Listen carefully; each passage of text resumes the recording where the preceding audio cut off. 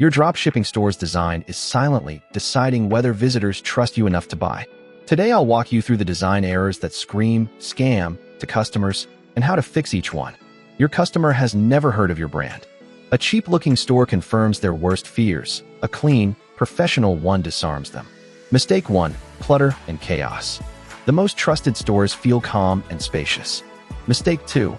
Recycled, low-quality product images. Original, premium-looking visuals instantly separate you from the lazy competition. Mistake 3. A confusing, high-friction checkout. Your checkout should be the smoothest part of the entire experience. Mistake 4. Hidden or missing trust elements. Make your policies and proof impossible to miss.